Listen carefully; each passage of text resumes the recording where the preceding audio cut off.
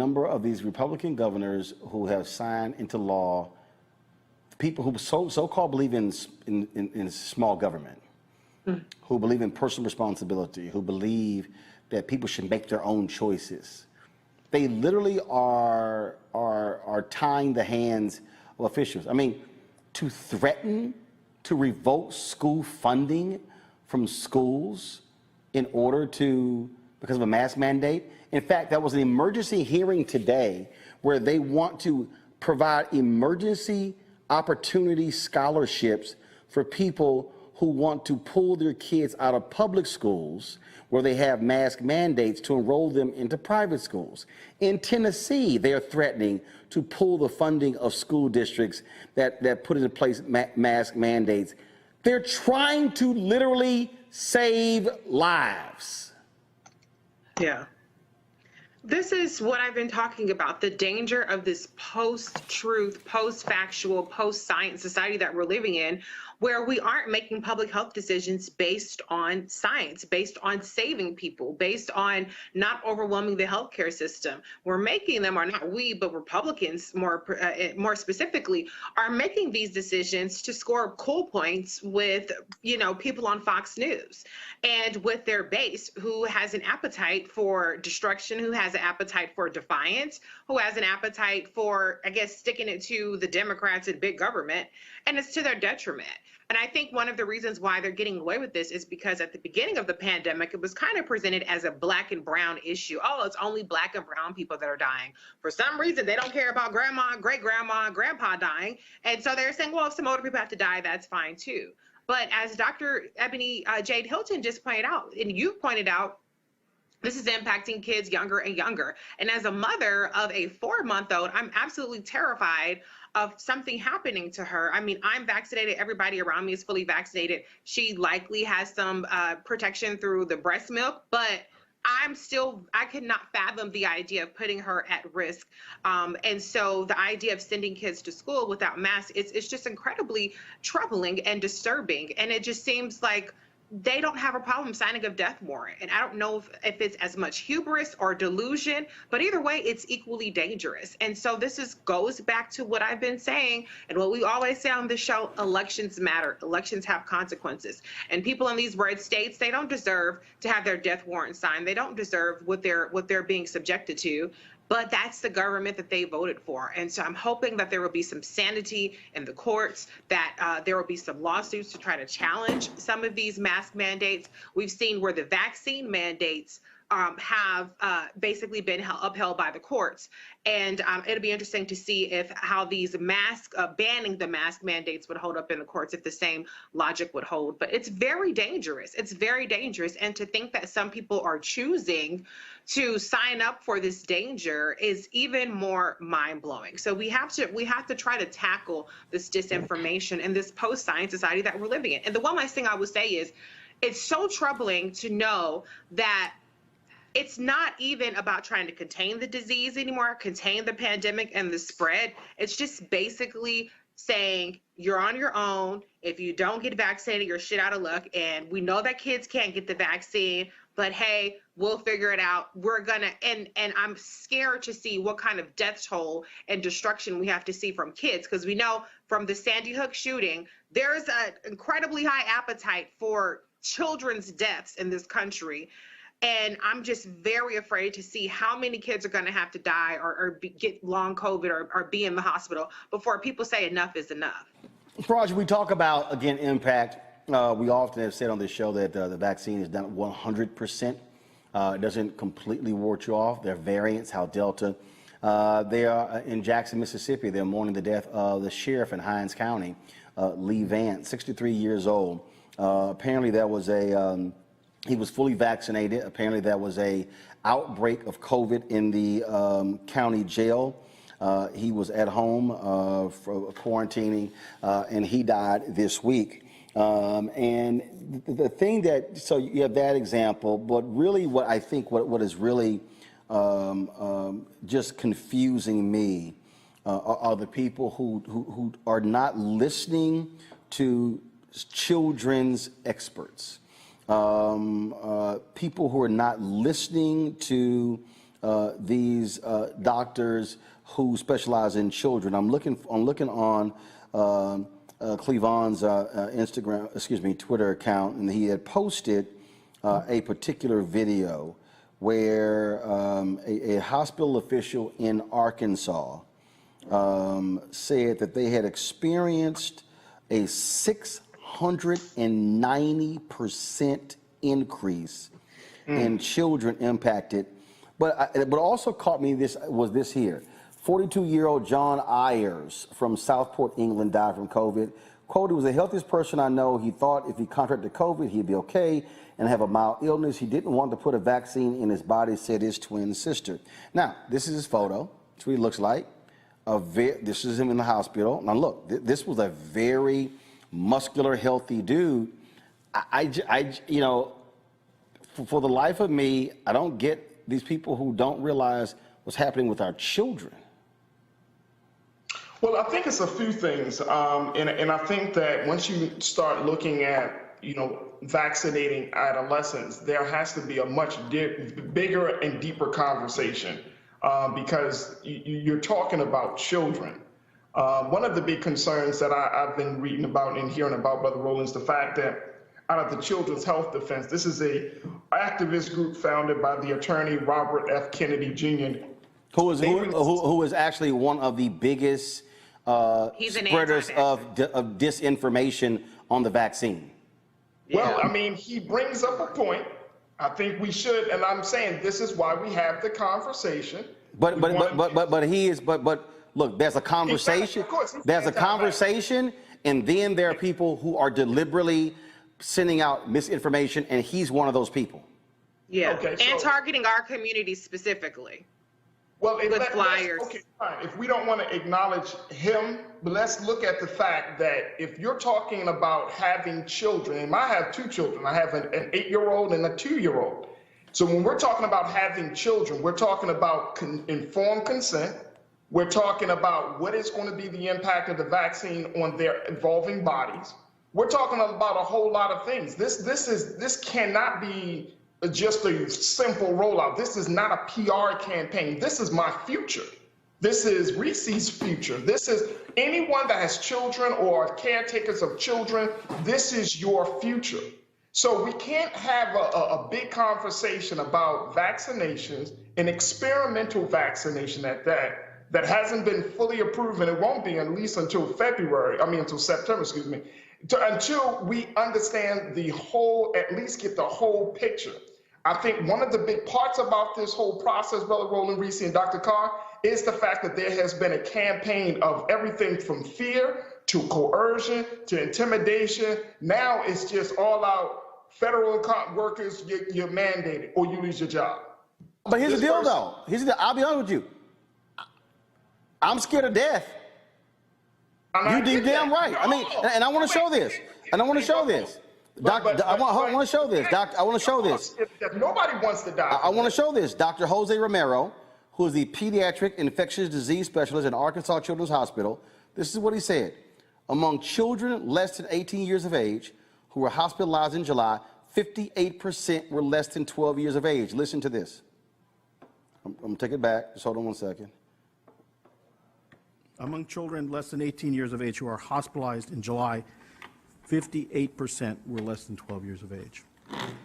I think these numbers exemplify and bring out a very sobering aspect of the pandemic in our state. We have a group of individuals that are extremely susceptible to infection because they do not have eligibility for a vaccine. Among children less than 18 years of age who are hospitalized in July. So I'm going to pull you in here, Greg. So this is the conundrum that we're in. We are literally seeing children's ICUs filled to capacity all in many of these southern states. They are calling around neighboring states. They're saying, we have no room for your children. Yeah. I mean, if you're not going to take the vaccine for whatever reason, isolate. Don't have any human contact. If you've already taken it, save yourself. Wear your mask, protect yourself. If you got friends or loved ones who you're not going to take the vaccine, listen to them, ask them why, try to reason with them from a distance. And if you can't get through, cut them completely off. And as for this white nationalist Stoop Olympics, and it does look like the governor of Florida is going for the gold medal, which would be the nomination for his party, the White Nationalist Party, for the 2024 presidential cycle. You know, whatever happens to y'all happens to y'all. I'm going to keep saying this until somebody understands it. There is no we in this country. There's no national soul. There's no national sentiment. There's only people living in the same landmass with various perspectives. That white woman in Arkansas that went viral the other day for her tortured biblical interpretation of why God doesn't want her to put the needle in her arm, I wish her well. I won't encounter her in the store. I will not encounter her on the floor. I will not encounter her anywhere in the world. And if you want to die, you go right ahead, because in order to get sick, you have to be alive. Let's not forget that. Meanwhile, the continent of Africa, about 1% rate. The countries in the world that have been rendered poor through structural capitalism, for every 100 people, they've got access to about a dose and a half, as opposed to people in the United States and in the global north who have, for every 100 people, access to 50 doses. And the cover of today's Financial Times talked about the fact that Moderna, which I took, and Pfizer have gone up on the price of their vaccine. They just unloaded $2.1 billion to the EU bloc, and they are actually charging more now for their doses. Capitalism was about to kick in. Now, we'll talk a little bit later about this housing crisis, but those at the very top, they could give a damn about any of us. And if you want to value your whiteness over your life, and you watch that cosplay on Fox between Ducey and Kilmeade, and you decide you're not going to stick that needle in your arm, God bless you. Your God bless you. I'm not getting anywhere close to you. And those of you who are essential workers, who have never stopped working over the last year and a half, who have to deliver the mail and bag the groceries and drop off the Amazon packages and do the DoorDash and drive the Ubers, put 3 masks on, because these damn hillbillies are going to kill themselves, and they're going to drag some of us with them. Don't let it be you. Roger, you talked about some of the requirements that people are making. CNN announced that there were 3 employees who came into the office multiple times and were unvaccinated, breaking their protocols. They were fired. There are other companies who are now making those requirements. I have made the exact same thing. Employers can't just think about an individual; they had to think about all the employees, and I totally get companies that are saying, if you don't get vaccinated, you may not have a job. Well, I mean, if you're going to make that, and we have to look at the slippery slope that type of demand will possibly make. The president said on July 27th that the pandemic is continuing, essentially because he calls this the pandemic of the unvaccinated. I mean, that is absolutely insane, because this pandemic was happening before vaccines even came about. So the pandemic of the unvaccinated, to create that narrative, to which adds to the growing tension around vaccinations and those who are vaccinated, you're creating a war. And when you're talking about, if this gets to the point, Brother Roland, Dr. Carr and Reese, if we're getting to the point now that we're going to make vaccinations mandatory, you're going to have a real revolution in this country. And guess what? You're going to see, I'm not just talking about from black folks, I'm talking about, let me just case in point. And I think that we should all kind of talk about this a little bit more, but the USA Today, they put out this piece just a couple of days ago where they looked at this question of whether your personal freedom, what's the end of your personal freedom when you're deciding to do something for yourself, and what's the start of doing something for the common good? And as Americans, they said this, the COVID culture point, at what point should personal freedom yield to the common good? What is the common good? Now, is the common good saving lives? Absolutely. I don't think anybody wants to just check out of here, but the common good, based upon what we're seeing a healthcare companies that are reaping rich off of this vaccine. We're seeing the conflicting messages coming from the CDC. 70+% of the American people said that they have lost trust in the CDC and other agencies because of the conflicting messages. So what is considered to be the common good and what is considered to be personal freedom? We're not having certain conversations. We're not giving people a chance to really think about their decision making. It's just take this, take this, take this, do this, do this, do this. No, they actually, and at the same time, not giving people quote unquote personal choice. No, they are getting personal choice. But here's the deal, though. It's also my personal choice to employ you. Here's the thing I think a lot of people really forget. And that is, when Greg said it, if you don't want to take the vaccine, fine, self-isolate. But the deal though is, if decisions that a decision begets another decision. And if somebody says, I am not going to take the vaccination, cool. There are things that are going to come with that you may not like. Now, if they want to say, well, you shouldn't be firing me. I mean, there are hospital workers right now who are angry and upset because hospitals have said, y'all gotta get vaccinated. And the hospital said, and if you don't, you lose your job. Now they yelling and cussing and fussing, but the hospital is saying, we are a hospital. we can't have you. And here's the other deal. How many of us have actually, of the four of us sitting here, how many of us have gone to the continent of Africa? I'd be there right now. I wish I could. I wish I haven't yet. How many? And Greg, you've been. I've been. Reaching, did you raise your hand? Yeah. Yes. Okay. Didn't we all have to take a series of shots before we stood on? We for all of our personal freedom. That's right.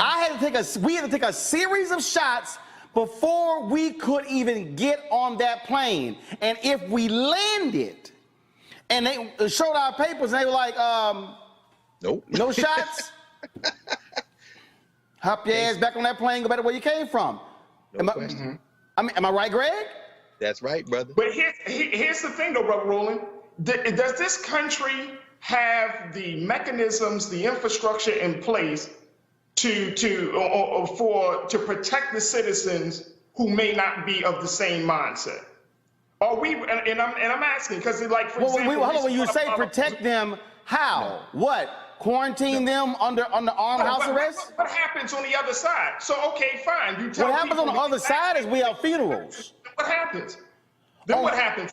How do you protect those citizens? You just leave them to die? How do you ensure the rights of those citizens? No, but Faraji, that's the problem right now. The problem right now is, and I can show you, there are people who right now who did not want to take the vaccine, and they literally right now are making deathbed videos saying, what the hell was I thinking? They are pleading with people. So you just ask, how do you protect them? They are protecting them. They literally are hospitalized right now. The problem is our hospitals are being filled. And the reason, and Brother Roland, just real quick, dear brother, the reason that they're being filled is not necessarily because folks decided not to take the vaccination. We don't know, one, what the medical history of those individuals. Two, did they really wear the mask and do the social distancing? I'm all for that. So did they take the proper precautions? I'll show you this here.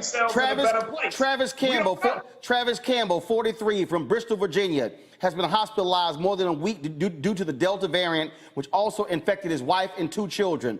The unvaccinated man is adamant about making videos encouraging others to get vaccinated now. Here's the video.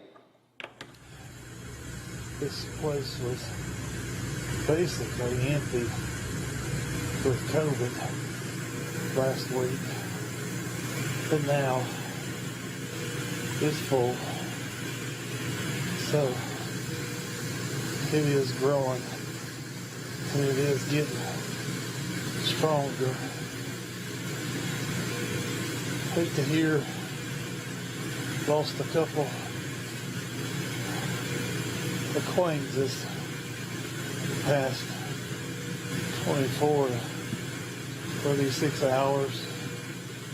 COVID, this Delta strain something else. I would ask you,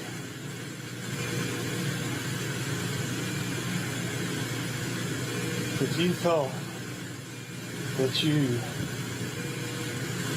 had to sit down and plan your goodbyes and funeral, or go get the COVID vaccine, what would you do? I'd hope to God that all my friends and family would not say, somebody hand me a piece of paper and a pen.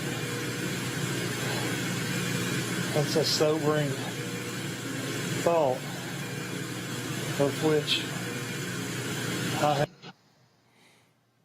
Reese, No, brother. I mean, I'm sorry, Greg, go ahead. No. All I was going to say is, and I wish Dr. Hilton was back here. Matter of fact, because- she is. I think she just called back in. Dr. Ebony Hilton, Yeah. you wanted to pop back on. Go ahead. Yes, I was going to go and try to mind my business, but I just listened to see what the panelists had to say. And I just want to speak to the gentleman. I'm sorry, I don't know your name. You mean Faraji Muhammad? Yes. For one, respectfully, words have power. And right now, what I am telling you is that words and the information that is being spoken, this misinformation, is literally killing our people. We have at this stage, compared to last year, January 2020, when before pandemic actually hit the United States in fullness, we had our first case January 20th. And since that time, 1 in every 420 Black people that were alive last January has now died from COVID-19. We have higher death rates in every single age category, including our children. This is not the time for us to go back and forth over talking points because we want to get our voices heard. Because at the end of the day, if you have not had to look at a family and tell them I'm sorry, but they are dead, then I don't need the back and forth, because what I got to tell you is we're burying 9-year-olds. 9. This has to stop. And it's one of those things that really does. If there was a miracle drug, I tell people all the time, I don't come from a medical family. I came from a single parent home. My parents didn't graduate from high school. I lived in the place that we talk about with the lack of resources. That's what I got, free lunch. That's me. So when I think about the fact that we're already having to battle the fact that we don't have medical resources in the neighborhood that I grew up, and I know my family is struggling to even get vaccines in the first place. Literally, they left South Carolina to go to North Carolina to get vaccinated because they weren't getting it out because we got a Republican governor. I already know the uphill battle we got to fight as far as racism, as it deals with environmental racism and the toxins being poured in our air and water. All that stuff I already know. And what I am telling you is that we have young people, young, otherwise healthy, nothing in my chart. I am 20 years old. And 2 weeks ago, I had to literally bury a 20, I'm not going to say the age and the sex of this person, but a person half my age from COVID-19. We cannot afford to do this, people. I mean, and what terrifies me is that we know that if we look at where Black people live, we live in the southern states. We live in South Carolina, Georgia, Alabama, Mississippi. 50% of all Black people, we live down south. And guess where the hot spots are right now? If not the complete south. And guess where the lack of vaccine uptake is happening? In the deep south. And guess where high blood pressure, high cholesterol, and diabetes live, if not in the deep south? So guess who's going to die at higher rates again? So instead of it being 1 in every 400, it'll be 1 in every 200, and it is killing us. Yes, ma'am. And Dr. Hilton, this is not about talking points, and I'm wholeheartedly in agreement with you, sis, that, having those conversations with families to let them know that their child has lost the fight against COVID-19. This is not about to score any political points. But I think that we should have some deeper conversations. I mean, people are talking about the hesitancy. They're talking about not being adamant. I mean, looking at where this country is, we're looking at the in terms of the medical experimentation, the history of medical experimentation on Black and brown communities in this country. We can't just disregard that scholarship and that research. We can't just disregard the fact that this vaccine was produced in such a way, and I could be wrong, Dr. Hilton. I can be totally wrong, and I'll be the first one to admit it. But I didn't see a consortium of Black medical professionals like yourself and others coming from both America, coming from Haiti, coming from Cuba, to discuss, okay, we know a company like Pfizer, a company like Moderna, a company like Johnson & Johnson, companies that have real problems in producing sound and effective and life-saving treatment. Let's see what other alternatives have been, can we look at?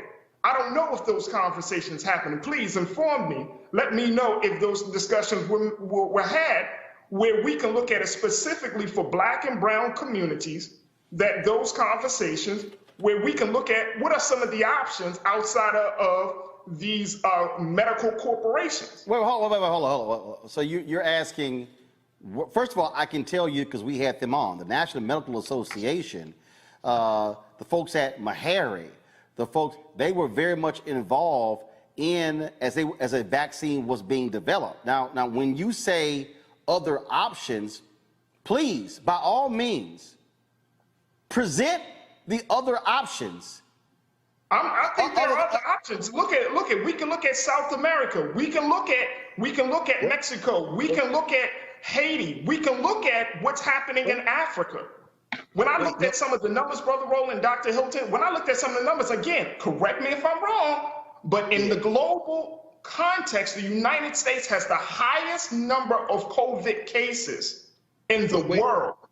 Wait a minute, Faraji. I think, just today, yesterday, Tedros Ghebreyesus, who is over the World Health Organization, called for a moratorium on booster shots in the global north until vaccines are delivered to Africa. 1%. You got people who will crawl through over broken glass to try to get a vaccine in Ghana, Nigeria, even South Africa. And in terms of Latin America, that's where we've seen, correct me if I'm wrong, Dr. Hilton, the Lambda strain is coming. As far as Cuba is concerned, that's geopolitics. United States and the global north freezing Cuba out. They developed 2 vaccines, the Ebola vaccine and the Soberana vaccine, both over 90% effective. And so far, they've begun to inoculate. I think they're close to 11 million in Cuba now, have taken 1 shot. But Dr. Hilton, help me, because again, and Roland, I'm glad you mentioned President of Meharry, James Hilder. You had him on before anybody. He's an epidemiologist. I mean, Wayne Frederick at Howard, the sister who's president of Morehouse School of Medicine. You had them on over and over again, and you've kind of been the thread through all of it, Dr. Hilton. So something I heard on the show the other day, the brother from A&T who you had on, Roland, made this point. But Dr. Hilton, correct me if I'm wrong, the Delta Plus, the Lambda, I mean, I had Moderna. Number one, that doesn't make me immune to COVID. But in terms of the new variants, am I now, because of those, if I get one of those variants, am I more likely to be a carrier with a mild illness? And then because the new variant looks at, COVID is not racist. And the new variant, help me if I understand this correctly, because of the new variant, I am more likely to infect an uninfected person than maybe even before they had a vaccine. It's just this vaccine's not helping me against, we don't even know if it's going to help me against COVID for Lambda. And is that true? Is that correct? Right, and it's one of these things. So let's define how variants come across. So it's almost, again, I don't come from a medical family, so I try to think in very simple terms of how I wish someone would explain it to me. So you can think about variants like the telephone game. If I say ABCD QRST, and then Reese says ABCD QRSTV, right? And then the next person says ABC QRLMN.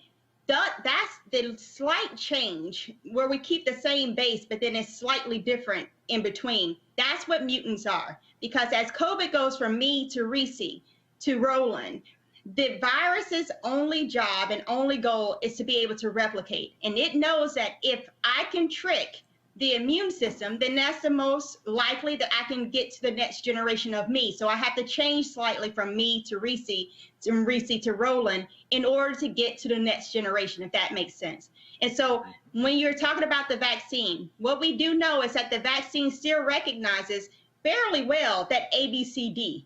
Now, it does not necessarily recognize the QRS if you throw in some other letters, and I'm hoping this is making sense to people as far as this telephone game. But what we do see is that the vaccine itself reduces your likelihood of being hospitalized or infected by 8%, 8 times, right? 8 times less likely to be infected.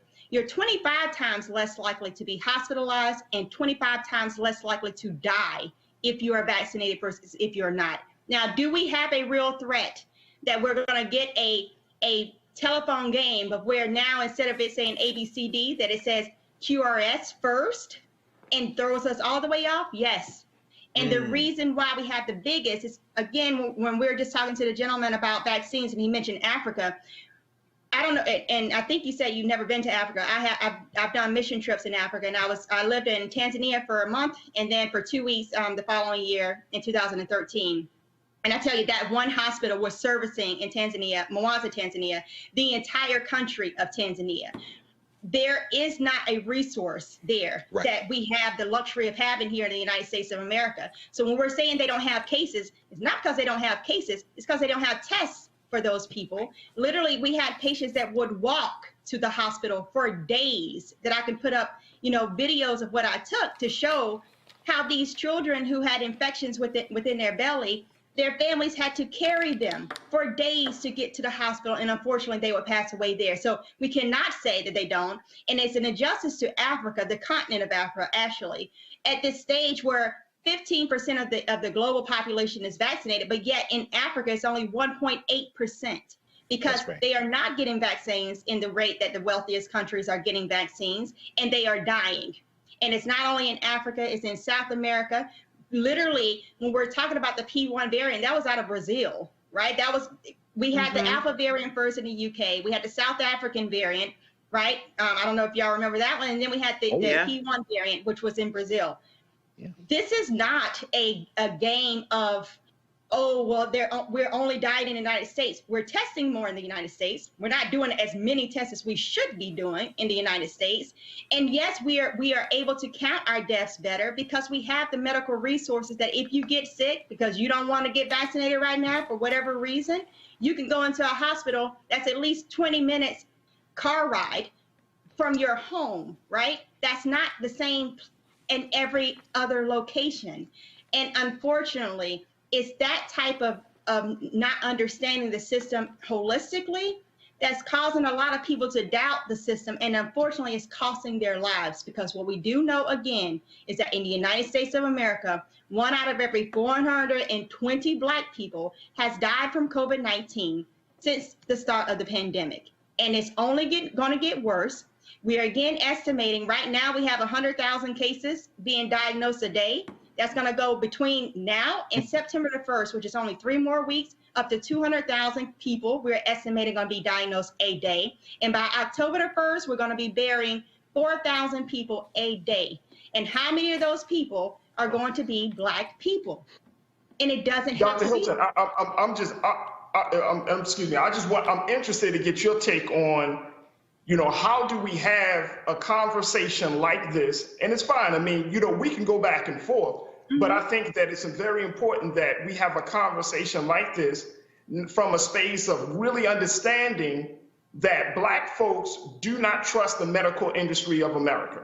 We don't trust the medical system, right? We understand that, there are 2 books, and I'm sure Dr. Carr can go further on it. Medical Apartheid by Harriet Washington, that talks about the dark history of medical experimentation on Black people, and Acres of Skin by Alan Hornblum, which deals with medical experimentation done largely on Black inmates. So when we had that history, I mean, do we just put that to the side? Do we just say, no, it's not important because the numbers are for this is right now? Or do we just say, okay, let's figure out some other way to address this beyond a PR campaign? No, and I think we do address the history. Again, I don't come from a medical family. The reason why I went into medicine is literally when I was 8 years old, my little sister asked my mom for a brother. I'm the middle of 3 girls. And at that time, my mom told me that my parents' first child was actually a little boy. She was in her 11th grade of high school. They got pregnant. She went to a clinic, and at 6 months pregnant, they did a test on her. She started leaking fluid. My brother was born within 2 days, and he only lived 3 days, and he passed away. That's the reason why I went into medicine, because I, at the age of 8, felt like I can possibly make a difference where another mother wouldn't have to cry because she has to bury her child. And so in growing up in medicine, I have definitely taken with everything that I am from that space. I am from that very neighborhood of where we were talking about Tuskegee, of where we're talking about, you're talking about actually with the acres of skin, that's the Philadelphia experiment, a prison experiment. All that stuff, literally, if you look at our website, I have a consulting firm called Good Stock Consulting. Literally, that's all we talk about day in and day out. And what we are saying is holding institutions accountable. If you look at things like Tuskegee, for instance, they were withholding medication from Black people that could have kept them alive. And in this stage of COVID-19, what I asked everyone clearly is, if it was an experiment that could possibly taint you or kill you, would you see the most powerful people in our nation, white people, the president of the United States? Would you see the Lindsey Grahams? Would you see the Mitch McConnells? All of them jumping in front of us, Black people, who should have been in the front of the line because we had racial health disparities. But we had Marco Rubio, we had Ted Cruz, we had the Fox News support, people. They were the first ones on stage, so they could use it as a political stunt to say, oh, I'm just doing this to gain interest and to gain the support. No, they were doing it because they knew it could save their lives. And Lindsey Graham right now with his COVID positive self, if he did not have the vaccine, would likely be dead.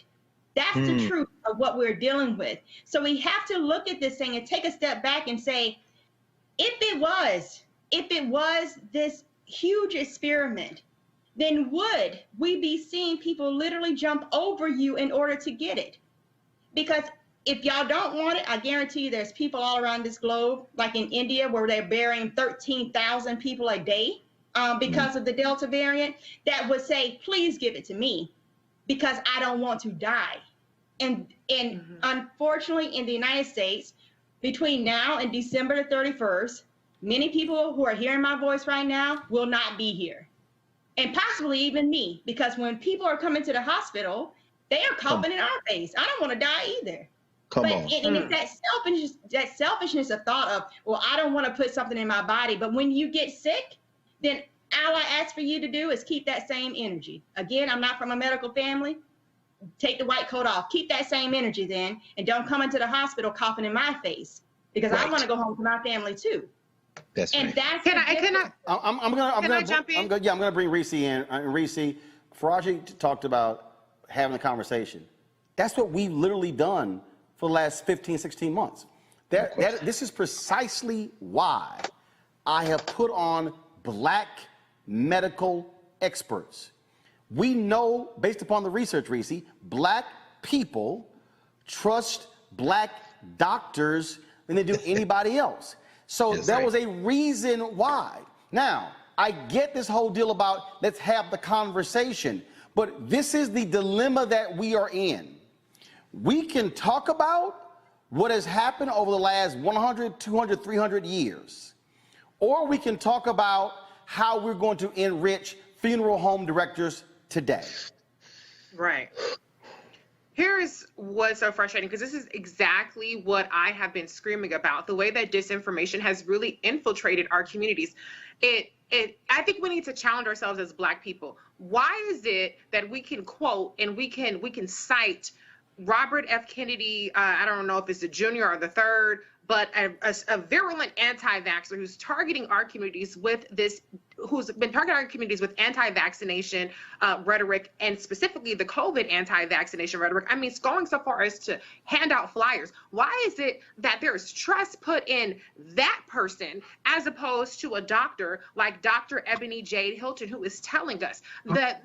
Why is it that we as Black people, not all of us, and I'm not trying to dump on you, Faraji, but this is my frustration that I've seen in our community, where I've been screaming about this. And Dr. Ebony, you know that I've been saying this because you're talking about vaccine access. And I said, we have to talk about hesitancy as well. We have to talk about the way that there is a deterrence campaign infecting our community. And why is it that as Black people, we will believe a sensational lie from a white person who wants to do harm to us than the simple truth from Black people who are trying to protect us, who are trying to get the truth out there, who are trying to save our communities? And that that, and I'm not trying to criticize you, Faraji, because I don't think that it's you alone who was repeating some of these things. But when you quote the CHD and the Children's Health Defense, that's an anti-vax organization. That is an anti-vax organization by a white man who does not want what's best for our community. Oh, and no. Don't get it twisted, Reese. No, don't get it twisted. It's not about choosing. Look, I trust, and of course, Dr. Hilton is not my personal doctor,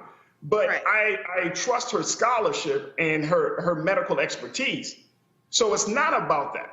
This is a much larger conversation. So it's not like, oh, we're not listening to black doctors, but at the same time, black doctors have been used, and I'm saying historically, I'm not speaking of Dr. Hilton, but black doctors have been the face of white interest and white power in the medical industry. See this, but that's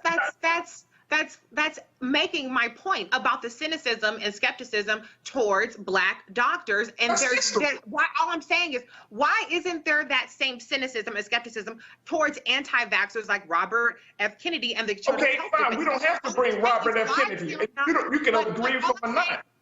But hold on. All I'm saying is, why is there not equal, if not more, skepticism and cynicism towards the people that are actually trying to harm our community, that are actually trying to make it so that 1 in 420 black people becomes 1 in 200 or 1 in 100? Why is there not the same level of scrutiny and cynicism towards those people? Those are the people who are actually trying to harm us. That's what I'm saying. If you want to be, if you want to be skeptical of anybody, I'm all for being critical. I'm all for getting the facts. I'm all for doing the research. But what I find as a trend, and it's not exclusive to COVID-19, it's in politics, it goes across the board, is there's data that is contrary to conventional wisdom, that is uncritically ingested, indoctrinated, and regurgitated, and then you have the actual facts on the other side, and the people that are trying to give the facts, people like Dr. Ebony Jade Hilton and a number of black experts, as Roland has had on the show, are the ones who are tools of the white agenda, and they're the PR campaign. The PR campaign is the Children's Health Defense Fund. That's not a medical organization. They're putting out flyers. We already know that. That's an activist group. So it is what it is for them. But again, Reese, this is not about picking and choosing. This is looking at a pattern. This is looking at a system that has not been kind to black bodies. Okay, all right, okay, fine. Just show me this then. Okay, fine, show me this. This is very simple. Please show me, and first of all, we know very well first of all, ain't nothing in America. There's not a system in America that has been kind to black people. We can apply that to real estate, Wall Street, I mean, every single system. We got that. Fine, show me this. Show me a black doctor who does not believe in the current 3 vaccines, who has come up with an alternative. Who? A black doctor. Yes. See, that's medical doctor. The one doctor that said the alien sperm, he might mention her. I mean, it literally makes me think about. No. Ebony, hold on. Faraji, I'm making a point. Because here's the piece. Go ahead. Show me. You mentioned other countries and what they're doing. God, show me a black doctor who has done that. Because you asked Ebony, hey, were there other doctors who came up with other avenues or methods that are alternatives to the vaccine? Okay, show me. I'm asking the question, Roland. No. And so the fact that you can ask that question, and I don't know, and Ebony don't know, and Greg don't know, and Reese don't know, and if they're there, fine, bring it out there. But the dilemma that we are faced with right now is this: it literally is life or death. Right. I understand. See, we could have the historical, larger, broader, deeper breakdown of the system. This is what I know right now. When my ass go fill up my gas, I better have some gloves on and some damn disinfectant, because the Delta variant might be on that gas pump. When I get on that plane, I am not thinking, let me be real clear. When I sit my ass on that plane tomorrow to fly to Charleston, South Carolina, Roland at that moment ain't thinking about Tuskegee. I'm not thinking about a jail. I'm thinking about goggles, mask, filter, gloves, wipe everything down, getting out of there.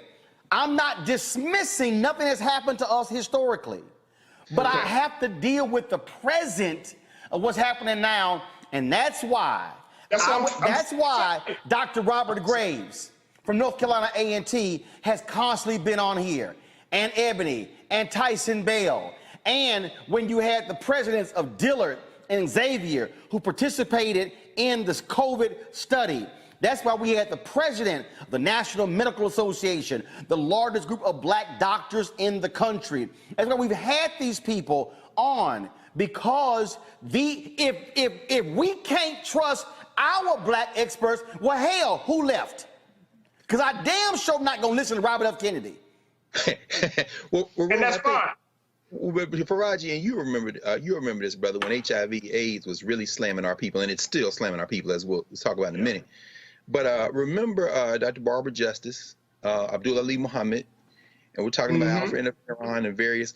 Now, let's set aside the science for a minute, because I agree with you 100% about the distrust of the system. And it isn't just historical. I mean, Dorothy Roberts up at University of Pennsylvania Law School wrote a book called Killing the Black Body. It isn't just Tuskegee. It isn't just Holmesburg Prison. It's our experiences in the doctor's office every day.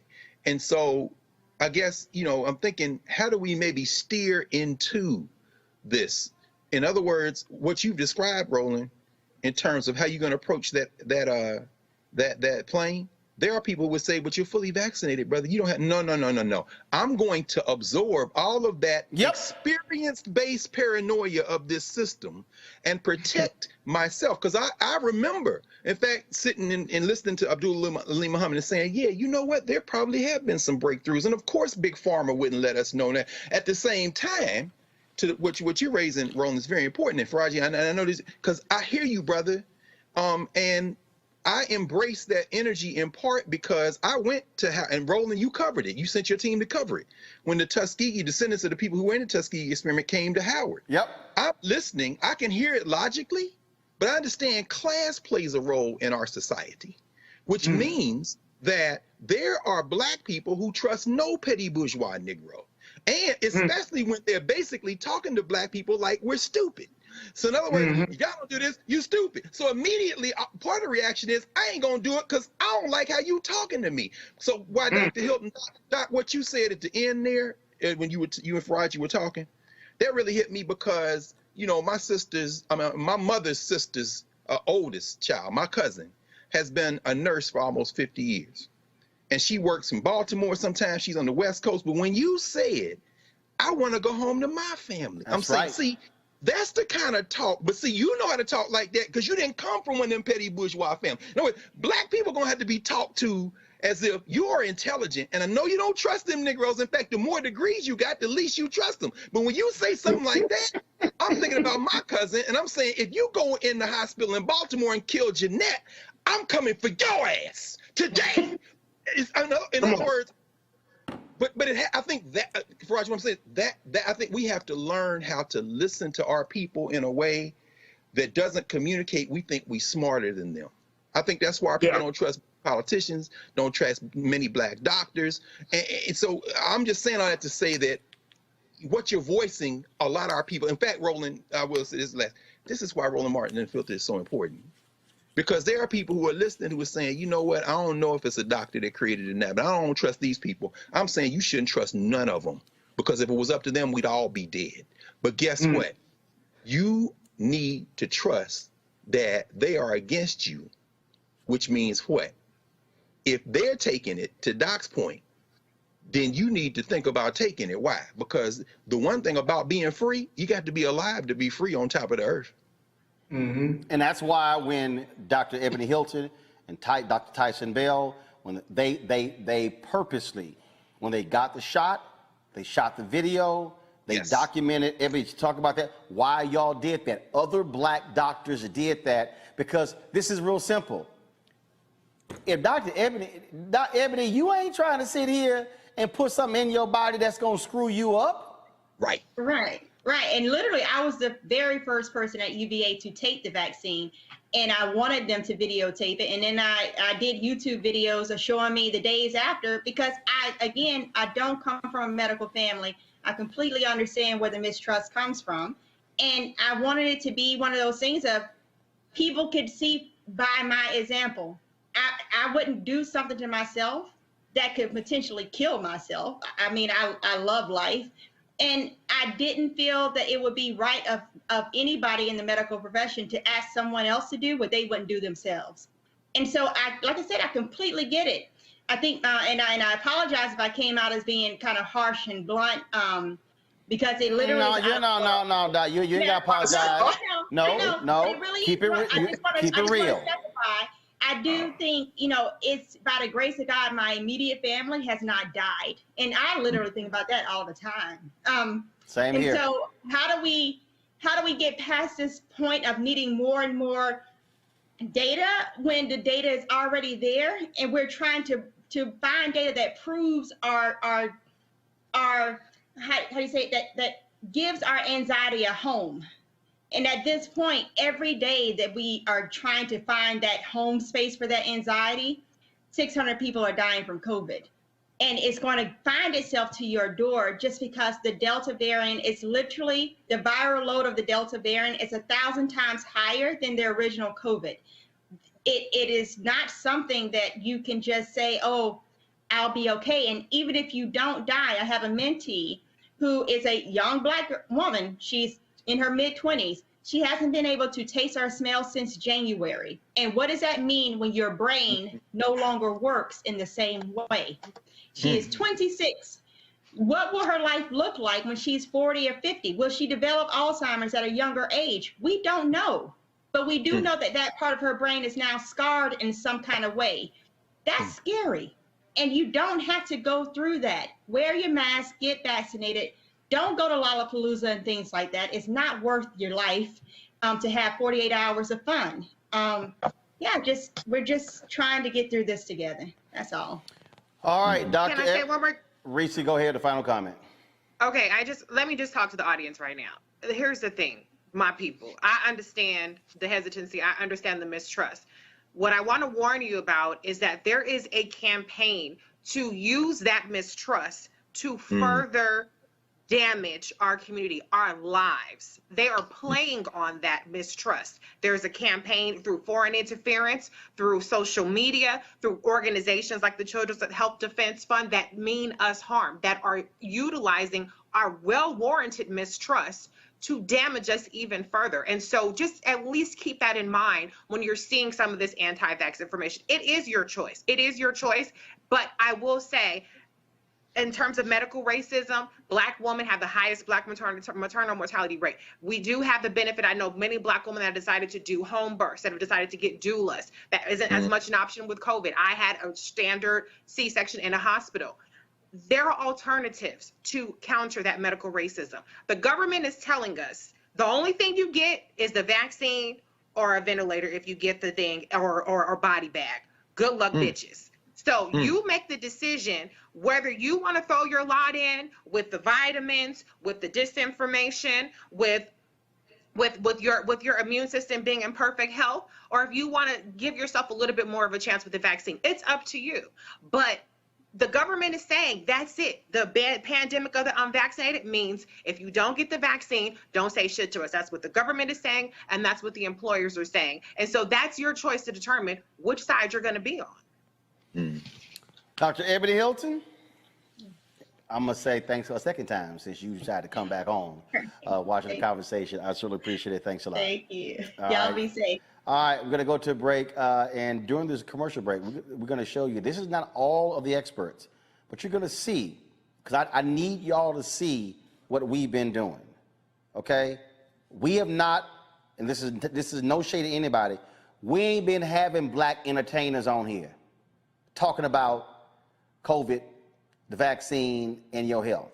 We ain't had no rappers, no ball players, no actors. No, we've had real experts on this issue. When we come back from this break, we're going to talk about the eviction moratorium and talk with a black real estate expert on what this means for African Americans. You're watching Roland Martin Unfiltered.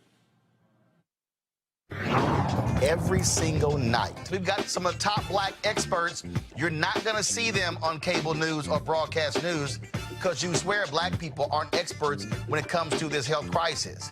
That's why we have this show and why we do what we do every day on Roland Martin Unfiltered. Joining us right now is retired General Russell Honore, the nation's first black Surgeon General, Dr. Joycelyn Elders. John Hope Bryant, he is the founder of Operation Hope. Senator Kamala Harris of California, Dr. Sadrina Calder, retired General Lloyd Austin, Congresswoman Karen Bass, Commissioner Omari Hardick, Bureau President in Brooklyn, Eric Adams, Dr. Joseph Graves, America's Wealth Coach, Deborah Owens, Dr. Corey Abear, Patel Salt, Howard University student, Pastor Jamal Bryant, Dr. Christy McDowell, Benja Ajilore, Senior Economist at the Center for American Progress, Gilda Daniels, again, author of the book, The Crisis of Voter Suppression in America. 4 stars, General Kip Ward. Dr. Oliver Brooks is President of the National Medical Association, President of the American Medical Association, Dr. Patrice Harris. Joby Benjamin, Dr. Alexia Gaffney, Infectious Disease Specialist, Dr. Georges Benjamin, Executive Director of the American Public Health Association, Malcolm Nance, Family Medicine Physician, Dr. Jen Caudle, Dr. Tashaka Cunningham, a molecular biologist, Kat Stafford. She's a national race and ethnicity reporter for the Associated Press. Dr. Wayne A.I. Frederick, who is the president of Howard University, Congresswoman Yvette Clarke from the state of New York, William Spriggs, AFL-CIO economist, Andrea James, executive director of the National Council for Incarcerated and Formerly Incarcerated Women and Girls. All right, let's go to Capitol Hill. Congressman Gregory Meeks, Congresswoman Eddie British Johnson of Texas, Congresswoman Barbara Lee, Minnesota Senator Amy Klobuchar, mental health clinician Jamie Singletary, Prince George's County State's Attorney Aisha Brayboy, as well as Dylan Hayrie, ACLU Justice Division strategist. Dr. Cindy Duke, she is a virologist. Principal Steve Perry of Capitol Prep. Health and wellness specialist Dr. Yolandra Hancock. Desmond Meade, president of the Florida Rights Restoration Coalition. Cliff Albright, who is the co-founder of Black Voters Matter. Michael Harriet with The Root. Mina McWhorter, founder of Love by the Hand. Dr. Julianne Malvo, economist, president, Emerita Bennett College. Coroner Michael Fowler is the mayor of Atlanta. Keisha Lance Bottoms, mental health therapist Suzette Clark. Justin Gibney, attorney and political strategist, and Bishop Vincent Matthews Jr. Dr. Suzette McKinney, CEO and executive director of the Illinois Medical District. Dr. Leon McDougall, president-elect of the National Medical Association. Jana Bailey, mayor of Moss Point, Mississippi, Mario King. We're going to keep driving this thing to make sure our people are fully aware, safe, protected from coronavirus. You're getting the top medical experts, the top business experts, top political experts, top religious experts, because that's why we do what we do. Unapologetically and unfiltered. Ain't nobody else in the black media space doing what we do. Watch Roland Martin Unfiltered daily at 6 p.m. Eastern on YouTube, Facebook, or Periscope, or go to RolandMartinUnfiltered.com. Support the Roland Martin Unfiltered Daily Digital Show by going to RolandMartinUnfiltered.com. Our goal is to get 20,000 of our fans contributing $50 each for the whole year. You can make this possible. RolandMartinUnfiltered.com. Folks, back to our Roland Martin Unfiltered video in just one moment. Seek.com is one of the partners with us here, Roland Martin Unfiltered. If you would like to take advantage of their headset, as well as their virtual reality headset, or their earphones right here. Of course, there's these amazing, the sound's also amazing, folks. 360-degree sound. The bass is tremendous. You can use that VIP code right there, RMVIP21, RMVIP21. Use that promo code, and then a portion of the proceeds comes back to us here at Roland Martin Unfiltered. And so please, if you want to support Seek.com, and you can check out their virtual reality content through their site as well, CEE